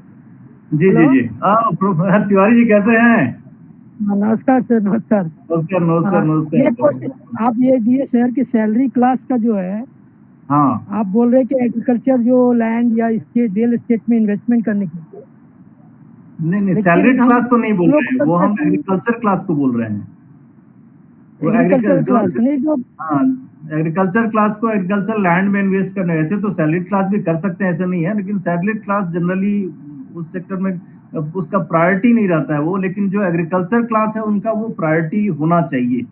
वो तो है सर, वो करने का मतलब उसमें ये है। और बाकी जो डिफरेंट इंस्ट्रूमेंट का आप जो बताए, इन्वेस्टमेंट के इंस्ट्रूमेंट का, इसमें आप बोल रहे हैं कि डेफिनेट जो देता है आपको जो 6-7% जनरली उसी पे इन्वेस्टमेंट करना चाहिए सर। अभी जो एक है SIP का जो रिटर्न हम लोग देखे हुए हैं सर, जो 6 to 7% बोलते हैं कि ऑन एन एवरेज SIP में आपको मिनिमम 10% तो मिलता ही है सर। लॉन्ग टर्म 12 to 15% मिलता है। SIP वही म्यूचुअल फंड, जो मैं म्यूचुअल फंड बोल रहा हूँ, म्यूचुअल फंड में ही SIP आता है।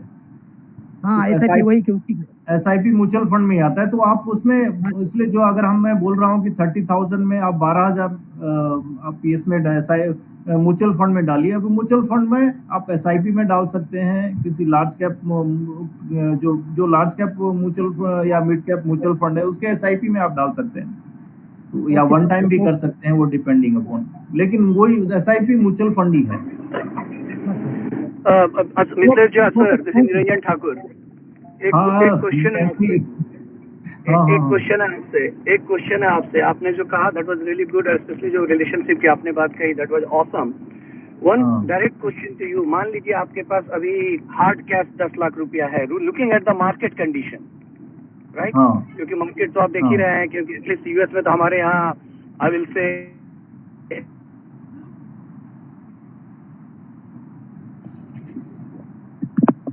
कि अगर किसी के पास हार्ड कैश, अभी आपका क्या सजेशन होगा वन टाइम इन्वेस्टमेंट का? आपने जो कहा आई टोटली अंडरस्टैंड ऑल दो SIP और जिसने अभी जितना भी कहा, मान लीजिए किसी के पास हार्ड कैश 10 लाख है, नहीं wants to invest in India, आपका क्या सजेशन होगा उस केस में? अगर वो प्रोफाइल आपका है, अगर वो क्या प्रोफाइल है उस पर डिपेंड करेगा, लेकिन वो अगर हम आपको मान के आपके पास अगर 10 लाख है तो आप अभी आज की इक्विटी म्यूचुअल फंड्स में पूरा का पूरा 100% आप इन्वेस्ट कर सकते हैं। एक 5 to 10 ईयर्स में बहुत अच्छा ऑसम रिटर्न देने का। अभी जो इक्विटी मार्केट है उसमें खास करके इंडियन इक्विटी मार्केट बहुत अच्छा मार्केट है इन्वेस्ट करने का। मतलब सारे स्टॉक्स मतलब अभी करेक्शंस भी हुए हैं और सारे अच्छे कंपनी के स्टॉक्स बहुत अच्छे थ्रो अवे प्राइसेस पे मिल रहे हैं। तो आपका प्रोफाइल जो है या जो भी हाई अर्निंग ग्रुप है, जो आप हाई रिस्क हाई रिटर्न में जा सकते हैं, तो आपका जो हाई अर्निंग क्लास है हाई रिस्क रिटर्न में जाकर के इक्विटी में ऑफ कोर्स आप 100% तक इन्वेस्ट कर सकते हैं। Definitely I advice. Thank you. Hello, मैं प्रोफेसर अखिलेश शर्मा सीधी मध्य प्रदेश से बोल रहा हूँ।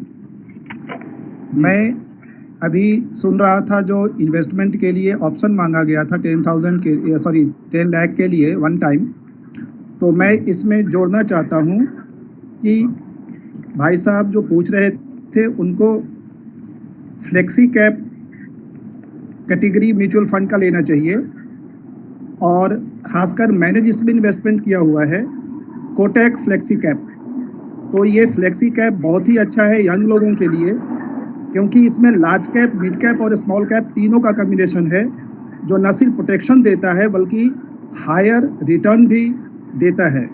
तो एक टाइम यानी वन टाइम इन्वेस्टमेंट ना करें, उसको थोड़ा थोड़ा समय इंटरवल पे उसको डालें, जिसको आप STP बोल सकते हैं। SIP तो हर महीने होता है, ये सिस्टमेटिक ट्रांसफ़र प्लान के माध्यम से उसको कर सकते हैं, तो ये बहुत अच्छा रहेगा। ये मुझको समझ में आया सुनने के बाद, तो मैंने ये राय दी है अपनी तरफ से। बाकी एक्सपर्ट लोग बहुत अच्छा। Thank you for the advice. हाँ, ये भी कर सकते हैं डेफिनेटली, बट सर मेरा ये क्वेश्चन, मेन रीजन ये क्वेश्चन था कि जो जैसे देखिए अगर US छींकता है तो इंडिया में बीमार लोग हो जाते हैं। निरंजन जी मिथिलेश, क्योंकि it gets governed by world market, right? World market specially US market का जहाँ तक हाल है, तो आप लोग किस तरह से इंडियन मार्केट को देख रहे हैं, करंट इंडियन मार्केट? क्योंकि आई एम इन US और यहाँ का तो हम आपको बता ही सकते हैं और देख ही रहे हैं, जैसा कि बताया भी कि जो 35% to 40% pretty much it has been wiped out। तो आप लोग इंडियन मार्केट को कैसे देख रहे हैं अभी?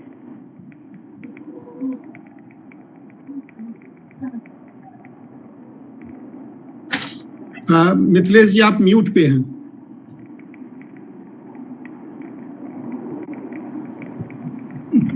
इंडियन मार्केट बहुत ही मतलब लिक्रेटिव है, आप लॉन्ग टर्म में लीजिए तो, क्योंकि यहाँ का जो मतलब एज ग्रुप है, मतलब यंग एज ग्रुप, वो मतलब बहुत ज़्यादा है, तो उनका अर्निंग पोटेंशियल, इन्वेस्टमेंट पोटेंशियल बहुत ज़्यादा है। इसके कंजम्पशन पोटेंशियल जो है सो इंडिया का बहुत ज़्यादा है as compare to many other countries, in fact on a variety of products. तो कंजम्पशन ज़्यादा है, इसलिए सारे जो कंपनीज हैं, मतलब वो जो चाहे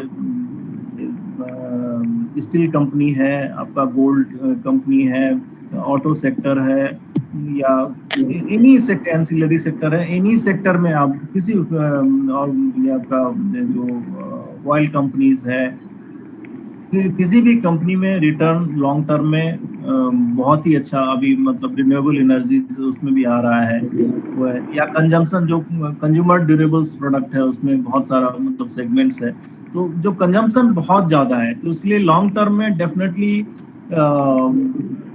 इन्वेस्टमेंट अगर 5 to 10 ईयर्स का देख रहे हैं आप, तो अच्छा मतलब रिटर्न मिल सकता है। 15 to 20% इजीली आप अर्न कर सकते हैं, may be more than that also, क्योंकि अभी भी बहुत जो शेयर प्राइस है मतलब बहुत कम है। मतलब जैसे आप डिस्को का ही लीजिए तो आपका अभी 850 रुपये के आसपास में उसका शेयर प्राइस है, तो उसका अभी कुछ दिन पहले ही उसका प्राइस 1300-1400 के आसपास तक गया था, तो उतना तक तो मिनिमम जाएगा ही जाएगा। तो अगर 850 से 1600 जाता है, within 5 years you are मतलब may be less than that आपका पैसा खत्म हो रहा है वहाँ पे। तो इसी तरह और भी बहुत सारे जो स्टॉक्स हैं से मतलब market, Indian market is highly liquidative at this moment in my opinion. Thank you. और किसी कोई प्रश्न? सोर्सिंग बोल रहा हूँ। हाँ सर। फिर कल्चर जिंग के हैं 92 पास आउट। हाँ मिले हैं कि नहीं मिले हैं? मुझे मिले सर। अच्छा अच्छा। हाँ हाँ हाँ हाँ। आप क्या हॉस्टल में मैं भी था सर। यदि लोग थोड़ा फोकस करें, अवेयरनेस बढ़ाएं, कुछ वो उसमें डेट फंड में जाएं तो शायद उनको 1-2% थोड़ा ज्यादा रिटर्न मिल सकता है with minimum risk. With minimum risk वो ही डिपेंड करता है सर कि मैं जो एक ये अभी जो बताया एक जनरल क्लास का बताया मैं जनरल, लेकिन आपका जैसे जैसे नॉलेज, इक्विटी म्यूचुअल फंड वगैरह क्या है, ये सब नॉलेज का चीज है। जैसे जैसे आपका नॉलेज इस सेक्टर में, वैसे इसलिए मैं पहले बताया कि आप डायरेक्ट इक्विटी में ना जाएं, क्योंकि मैं इन जनरल टॉक किया। लेकिन जो नॉलेजेबल पर्सन है, मतलब जैसे अभी निरंजन है, या मतलब जो नॉलेजेबल ग्रुप है, वो आपको सब कुछ का पता है, तो आपको डेफिनेटली किसी भी बैंक में जाकर के आप पता कर सकते हैं कौन सा डेट फंड का क्या रिटर्न चल रहा है, इक्विटी फंड का क्या रिटर्न चल रहा है। वो आप डेफिनेटली मैक्सिमाइज कर सकते हैं अपने रिटर्न को। जो मैंने बताया वो जनरल। हाँ, आजकल तो बैंक जाने की जरूरत नहीं है, सबके पास में मोबाइल फोन है और यूट्यूब है। मोबाइल फोन है, हाँ, इतने अच्छे यूट्यूबर हैं, कुछ तो बहुत ही जेन्युइन हैं, राइट एडवाइस देते हैं। तो on your finger tips you have all the information है, कौन से म्यूचुअल फंड में करना है, कौन से ये इक्विटी में करने हैं, तो लार्ज कैप के कौन से हैं, कितने डाउन है, किसमें क्वालिटी। लेकिन उसमें थोड़ा सा मेरा एडवाइस रहेगा सर कि गूगल ठीक है, गूगल ऑफ कोर्स बहुत एडवाइस अवेलेबल है, लेकिन फिर भी अगर आप किसी प्रोफेशनल मैनेजर से एडवाइस लेंगे और जो आप उसमें आपका रिटर्न क्राइटेरिया देखेंगे, तो वो आप ज्यादा सेफ रहेगा। गूगल में क्या है, राइट इन्फॉर्मेशन आपको मिल रही है, आप नहीं मिल, वो इन्फॉर्मेशन पोस्टेड कब का पोस्ट किया हुआ है, कौन सी डेट का, क्योंकि हाईली फ्लक्चुएशन मतलब फ्लक्चुएटिव मार्केट है। ये बैंक एफडी आज से अगर आप 4 महीना पहले की बात करते तो आपको मतलब 2-3% भी नहीं मिल रहा था। अभी सारे बैंक रेपो रेट बढ़ गया है, अचानक 1.5% रेपो रेट बढ़ गया है, तो सारे बैंक ने अपने एफडी रेट्स बढ़ा दिए हैं। तो डिपेंड करता है कि आप वो गूगल का पोस्ट जो आप देख रहे हैं कौन सी डेट का है, तो उसके हिसाब से। लेकिन जो आप अगर बैंक में जाएंगे तो आपको जो करंट जो सिनेरियो है उस दिन का आपको वो सिनेरियो देगा, उस दिन का जो रेट है वो बताएगा। तो वो मेरे अंदाज से डेफिनेटली बैंक या प्रोफेशनल वेल्थ मैनेजर के पास जाकर के उसका हेल्प लेना ज्यादा अच्छा है। ऑफ कोर्स वेल्थ मैनेजर तो जरूर अच्छा है, लेकिन कभी कभी होता है बैंक में क्या होता है, वो अपने प्रोडक्ट को थोड़ा सा वो ज्यादा प्रमोट करने की कोशिश करते हैं, then you don't get the right kind of information है, कौन सा बेस्ट प्रोडक्ट है। तो उसके लिए एक फाइनेंशियल एडवाइजर तो जरूरी है, जैसे म्यूचुअल फंड में ही है। और यदि डायरेक्ट स्कीम में करते हैं देन यू कैन गेट 1%, 1.5% मोर, लेकिन वो तो जब जाएंगे तो वो डायरेक्ट बताएंगे, आपको रेगुलर प्लान में ही बताएंगे। तो इसलिए नॉलेज इज ऑलवेज लाइक, जब आप knowledge you can bargain, you can invest in right product and right scheme. वो मैं कहना चाहता था। हाँ, बिल्कुल सही सर, बिल्कुल सही, बिल्कुल सही। मिथिलेश जी, 1% कम लगे, लेकिन 1% जब आप कंपाउंडिंग में देखोगे तो फिर वो लाखों, और उसमें काफी बड़ा अमाउंट हो जाता है इन द लॉन्ग रन है। इवन 1-1.5% आप देखेंगे तो बहुत बड़ा अमाउंट बन जाता है। जी जरूर। Thank you.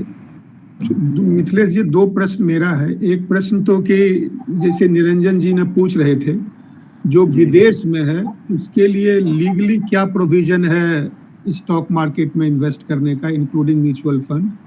और दूसरा, आपके नज़र में Indian currency against US dollar या यूरो ऊपर जाएगा या नीचे जाएगा अगले 3-4 साल में, और कितना नीचे जाएगा या ऊपर जाएगा? पहले क्वेश्चन का आंसर सर, तो अगर जो भी विदेश में है, डेफिनेटली हमारे इंडिया में एक NRI अकाउंट खुलता है। आपको किसी भी बैंक में या म्यूचुअल फंड में, किसी भी प्रोडक्ट में आप इन्वेस्ट कर रहे हैं तो NRI अकाउंट आप इन्वेस्ट कर सकते हैं। ऑफ कोर्स उसकी स्कीम का जो लिमिटेशंस रहेगा वो देखना पड़ेगा, लेकिन NRI अकाउंट के थ्रू आप कभी कहीं भी इंडियन किसी भी प्रोडक्ट में आप इन्वेस्ट कर सकते हैं, इसमें कोई दुमत नहीं है। जहाँ तक इंडियन करेंसी की बात है सर, मेरा तो ऑफ कोर्स लिमिटेड नॉलेज है उसमें, लेकिन फिर भी विद दैट लिमिटेड नॉलेज मैं इतना ही कह पाऊंगा कि ना तो बहुत ज्यादा डिटोरिएट करेगा, ये बहुत ज्यादा डिटोरिएट नहीं करेगा, मैं इतना ही कहूँ, क्योंकि इंडियन इकोनॉमी का अपना एक स्ट्रेंथ है।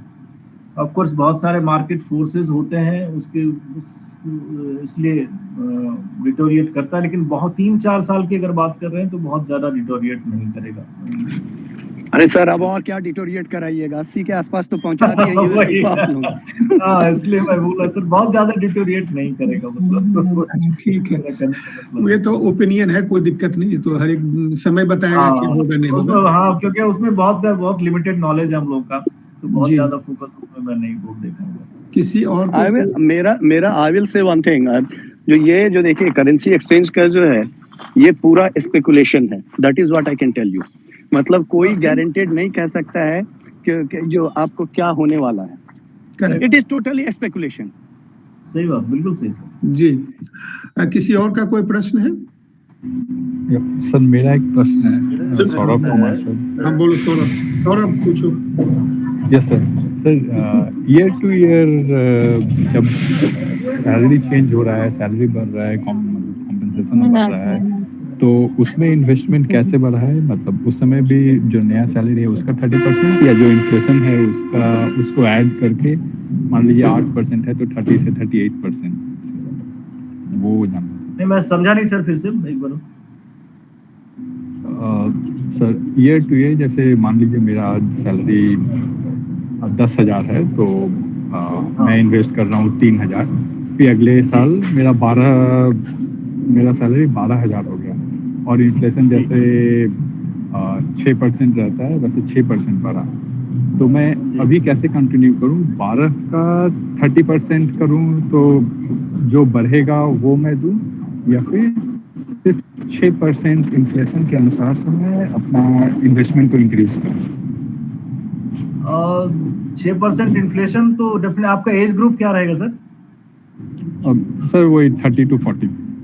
30 to 40 में सर आप ऑफ कोर्स इन्फ्लेशन मैं बताया कि आप म्यूचुअल फंड में जो है आप 40% तक इन्वेस्टमेंट करें, वो ज़्यादा अच्छा रहेगा। 40 to 50% तक भी आप जा सकते हैं। ये आप, और अगर आपका हॉरिजन 5 साल का है तो नहीं, नहीं सर, मिथिलेश सर इनका क्वेश्चन डिफरेंट था। इनका क्वेश्चन ये था कि अभी मान लीजिए उनका सैलरी 10,000 है तो 30% इन्वेस्ट करना है, नेक्स्ट ईयर इनकी सैलरी हो जाएगी 20,000, just example for simplification. Should he go like वो जो 10,000 बढ़ा उसका एडिशनल 30% वो जाए एक्स्ट्रा, या टोटल? नहीं, टोटल इनकम का अगर 20,000 है तो फिर 20 का 30%। हाँ, दैट वाज हिज क्वेश्चन। हाँ, कभी भी 30% आप अपने इनकम का इन्वेस्टमेंट पहले काट करके ही अपना खर्चा कीजिए, क्योंकि 30% मेरे को सेव करना ही करना है। एक और भी है, लोग पहले देखते हैं कि हमारा खर्चा कितना है, उसके बाद कितना सेविंग करना है, लेकिन उल्टा होना चाहिए। हाँ, सबसे पहला होना चाहिए कि हमको इतना बचाना है, उसके बाद उसके हिसाब से आप खर्चा को मैनेज कीजिए, तभी आप वेल्थ क्रिएट कर सकते हैं। अदरवाइज खर्चे का कोई अंत नहीं है, और आजकल के जमाने में वो फिर आप उस ट्रैप में पड़ जाएंगे तो फिर कभी आप सेव कर ही नहीं सकते हैं। करेक्ट, सही बात, बिल्कुल सही। पहले सेव 30% हटा करके बाकी का ही खर्च में डालना एडवाइजेबल है ना, उसके हिसाब से आप लाइफ स्टाइल को मैनेज कीजिए, तभी अच्छा रहेगा। जी। और एक क्वेश्चन था सर, जैसे कि मेरा सैलरी बढ़ा तो मैं अपना इन्वेस्टमेंट बढ़ाऊंगा तो अप्रॉक्स कितने सारे, सॉरी सर मैं ट्रांजिट क्यों, इसमें थोड़ा बैकग्राउंड में कितने सारे म्यूचुअल फंड तक ही मैं खोलूं ताकि वो क्या बोल रहे हैं मैं हैंडल कर सकूं? क्योंकि बहुत सारे म्यूचुअल फंड्स होते हैं जो पैसा ऐड करने नहीं देते। अगर वो 5,000 का है तो वो 5,000 का ही रहेगा, मैं उसे नेक्स्ट ईयर 6,000 का नहीं कर सकता। वो कहते हैं कि 1,000 का नया खोल लो। हाँ, सही। तो इस तरह से कितने सारे म्यूचुअल फंड्स मैं खोल के मैं और नहीं खोलूं ताकि वो हैंडल कर सके उसका सक्सेस में देखे। जैसे जैसे आपका इनकम बढ़ता चला जाएगा वैसे जैसे आप शुरू में एक SIP चालू किए, जैसे कि आप स्टार्टिंग 30 इयर्स की एज में आपकी इनकम कम रहती है। सपोज उस समय आप 2,000 की एक SIP चालू कर रहे हैं, नेक्स्ट ईयर आपकी सैलरी बढ़ गई, उसके नेक्स्ट और तो आप वही 2000 तो कंटिन्यू करेगा, फिर दूसरा आप ऐड कर लीजिए। आप ये उसमें नंबर ऑफ SIPs ऐड करते म्यूचुअल फंड में, या फिर बहुत सारा वन टाइम जैसे फ्लैक्सी कैप का बोल रहे थे वो भी आप ऐड कर सकते हो। तो बहुत सारा म्यूचुअल फंड का पोर्टफोलियो आप 10-15 बना सकते हैं, 10-15-20 अच्छे पोर्टफोलियो बना सकते हैं। उसमें कोई दिक्कत नहीं, क्योंकि आप जो 2000 का है उसमें ऐड करना फिर लोग एडवाइस नहीं करेंगे, तो आप डेफिनेटली नया अकाउंट खोलिए, वो ज्यादा अच्छा है। लेकिन of course investment horizon 5 to 10 years का रखिए, म्यूचुअल फंड तभी फायदा देगा। मितेश जी, मेरा थोड़ा सा सलाह सौरभ जी के लिए थोड़ा डिफरेंट रहेगा। 10-15 तो काफी ज्यादा हो जाएगा छोटे अमाउंट के लिए, जैसे ये बता रहे हैं कि छोटे अमाउंट के लिए नहीं बोल रहा हूं, 5-6 हजार भी करना है, 10,000 करना है, तो then 3-4 fund is quite good enough.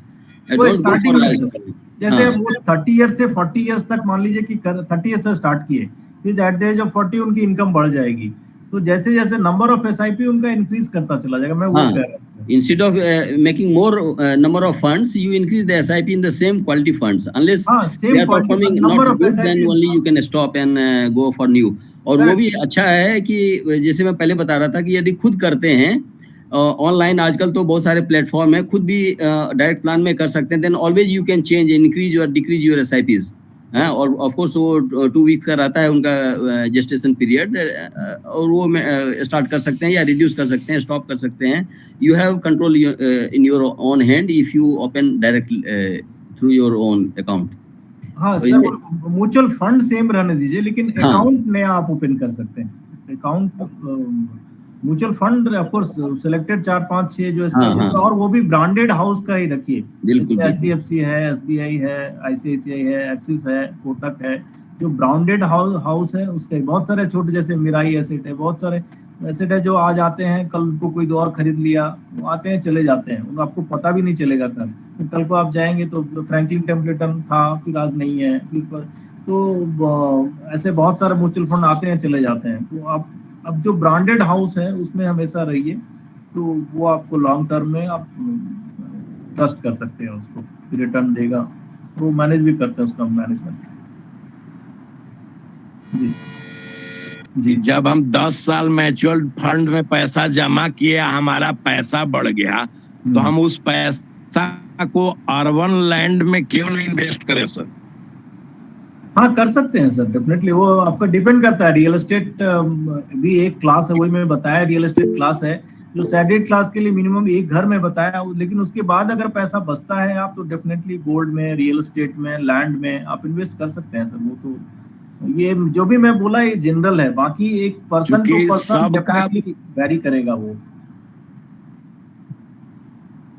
Person to person जिसका इनकम ज्यादा दाम घटते बढ़ते रहता है। आज जमीन का दाम कभी घटते हुए कोई नहीं देखा है। जी जी बिल्कुल बिल्कुल। हेलो धर्मेंद्र जी, इंतजार कीजिए, धर्मेंद्र जी इंतजार कीजिए, जमीन का दाम भी घटेगा और घट गया है। दिल्ली में पूछिए लोगों को। इसलिए मैं बताया सर, वो इंडिविजुअल पे डिपेंड करता है आपको। वो फिर वो ये जो भी मैं बोला वो एक इन जनरल टॉक था, बाकी individual person to person requirement vary करेगा, उनका इनकम, उनका सेविंग्स वेरी करेगा, उनका रिस्क एपेटाइट वेरी करेगा, इसलिए उनका इन्वेस्टमेंट क्लास भी वेरी करेगा। तो पर्सन टू पर्सन फिर वो अलग बात हो जाएगी सर। मैं ये जो भी बताया यहाँ पे वो एक इन जनरल टॉक था, मतलब जनरल के लिए। आप किस सिटी में रहते हैं, वहाँ क्या लैंड रेट है, किस जगह का लैंड आप ले रहे हैं, बहुत सारी चीजों पर डिपेंड करता है। इसलिए person to person requirement definitely अलग रहेगा और उनका इन्वेस्टमेंट भी अलग रहेगा सर। हम बिहार में रहते हैं सर, अब पटना से 80 किलोमीटर दूर मेरा घर है, अरवल डिस्ट्रिक्ट में। जी जी। क्वेश्चंस आपने बहुत ही अच्छा सारा कुछ समझाया। रंजन जी एक मिनट, कोई प्रश्न पूछ रहा है। कौन प्रश्न पूछ रहे थे? Sir I am Gaurav Kumar, I have 2 questions. हाँ सर, हाँ गौरव पूछो आप। रंजन जी सॉरी, आप एक सेकंड रुक जाइए, गौरव पूछो आप। Thank you. First question is sir कि how can a Indian in India can invest in US market, and second can you shed some light on crypto asset class? how about we can invest it, or should we invest it or not? Of course, Indian can also invest in of course foreign US and other foreign countries definitely. Of course वहाँ पे आप professional जो brokers हैं उनके पास जाइए, जैसे HDFC है, JM financial है, या जो भी एक्सिस सिक्योरिटी, जो प्रोफेशनल ब्रोकर्स हैं वो आपको बताएंगे, उनको फिर वो अकाउंट खोलते हैं, जो फॉरेन इन्वेस्टमेंट का उनका वो अकाउंट खोलते हैं वो, और फिर उस अकाउंट के थ्रू आप जो फॉरेन के कंट्रीज के स्टॉक मार्केट है उसमें आप इन्वेस्ट कर सकते हैं डायरेक्टली डेफिनेटली। क्रिप्टो करेंसी का मैं पर्सनली फेवर में नहीं हूँ, ऑफकोर्स बहुत रिटर्न तो दे रहा है, लेकिन मैं पर्सनली फेवर में नहीं हूँ, तो इसलिए आई विल नॉट कमेंट। अगर कोई और कमेंट करना चाहें तो इट्स ओपन। तो गौरव एक सेकंड, जो गौरव, अच्छा कौन बोल रहे हैं? नहीं, जस्ट मैं मिथिलेश जी का वो ऐड कर रहा था। उसमें एक प्लेटफॉर्म है ईडी मनी, तो उसमें आप अकाउंट खोल के डायरेक्ट यूएस स्टॉक में इन्वेस्ट कर सकते हैं। उसमें कुछ ब्रोकरेज वगैरह भी नहीं चलता है। ईटी मनी करके है ऐप, उसमें गौरव आप देख सकते हैं, यूट्यूब पे वगैरह भी सर्च कर सकते हैं, सुनते हैं काफ़ी अच्छा है। उसके अलावा वॉल्ट है, बहुत सारे प्लेटफॉर्म है, लेकिन ईटी मनी वो काफ़ी अच्छा है, आप उसको एक्सप्लोर कर सकते हो।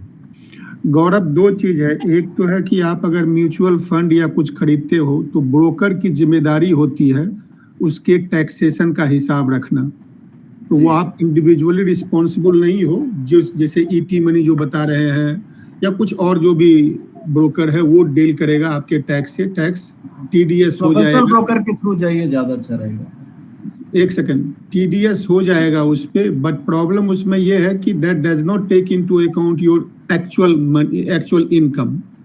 अगर आप शेयर खरीदना चाहते हो डायरेक्टली, देन आपको यूएस का इनकम टैक्स फाइल करना पड़ेगा। तो ब्रोकर के थ्रू जाना ही ऑप्शन है। रियल लाइफ में इंडिविजुअल के रूप में जाना बहुत मुश्किल है, क्योंकि फिर आपको यूएस का टैक्स कैसे फाइल करोगे? यूएस के बहुत सारे टैक्स के लॉ हैं, वो कैसे आप पे अप्लाई होंगे? दूसरा बात है कि हर एक देश से कम all major country and US में टैक्स का समझौता है। तो जो टैक्स कटता है आपका किसी देश में, जैसे कि यूएस में है सोशल सिक्योरिटी कटता है, चाहे आप यहाँ टेम्पोररी इमिग्रेंट हो या परमानेंट इमिग्रेंट हो, आप यहाँ का सिटीजन बनो या ना बनो, सोशल सिक्योरिटी डे 1 से कटेगा। अगर आप यहाँ सिटीजन नहीं बने तो उसका बेनिफिट आपको नहीं मिलेगा। उसके लिए उपाय ये है कि इंडिया और यूएस के बीच ट्रीटी है, और उस ट्रीटी के आधार पे जब आप वापस जाएंगे इंडिया, तो आप सोशल सिक्योरिटी को लिख सकते हैं और वो आपका पैसा सर मैं यूएस में हूँ, इस बात को कॉन्ट्राडिक्ट करूंगा। दिस इज होल्ड कीजिए आप निरंजन जी, आप कॉन्ट्राडिक्ट कर सकते हैं, लेकिन जब मैं बोल रहा हूँ तो खत्म करने दीजिए। हाँ बिल्कुल। तो आप सोशल सिक्योरिटी को लिखो, वो आपका पैसा इंडिया के प्रोविडेंट फंड में डालेंगे, और जब आप 65 के होगे तो वो पैसा आपको मिलेगा।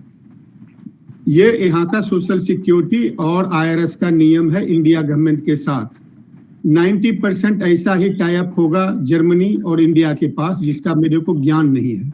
हाँ निरंजन जी, कंट्राडिक्ट कीजिए। अनफॉर्चुनेटली आपने सर, जैसे आजकल सर फॉरेन वगैरह कंट्रीज में आप देख रहे होंगे सर, यूथ जनरेशन जो 18 प्लस हो जा रहे हैं, वो लोग आपका मतलब बहुत अच्छे तरीके से अर्न कर रहे हैं और आपका इन्वेस्ट प्रॉपर जगह पे कर रहे हैं। तो लाइक अभी इस टाइम एज में हम लोग भी उस तरह के हो चुके हैं। तो सर इंडिया में हम किस तरह से अर्न तो करेंगे, बट किस तरह से कहाँ इन्वेस्ट कर सकते हैं इस एज में, जो यूथ जो एज होता है आपका 18 to 25 और 30?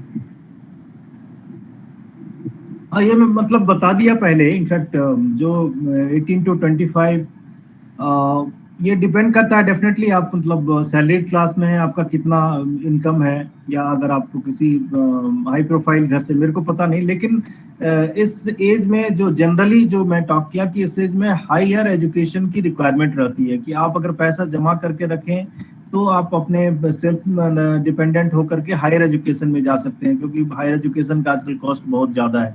अगर आप स्टार्ट करना, सपोज आप 25 पे या 22 पे अर्न स्टार्ट करते हैं आप, तो आप जो अपना पैसा है वो आप मैं जो सलाह दूंगा कि आप जो फिक्स डिपॉजिट है बैंक का, उसमें रखिए, वो रेडिली अवेलेबल मनी है। आप म्यूचुअल फंड में भी इन्वेस्ट कर सकते हैं, SIP में, ये of course 5 to 10 years horizon, but लेकिन आप जो आप हायर स्टडीज में जाएंगे, आपको पता नहीं कि आप 26 में चले जाएं, 27 में चले जाएं, 28 में चले जाएं, तो उस समय मार्केट कैसा है, आपको जो पैसा इन्वेस्ट किए हैं वो आपको रिटर्न देगा नहीं देगा, क्योंकि जो म्यूचुअल फंड है, इक्विटी डेफिनेटली इस एज में आप कर सकते हैं, लेकिन अगर आप लॉन्गर टर्म के लिए करते हैं तभी आपको फायदा होगा।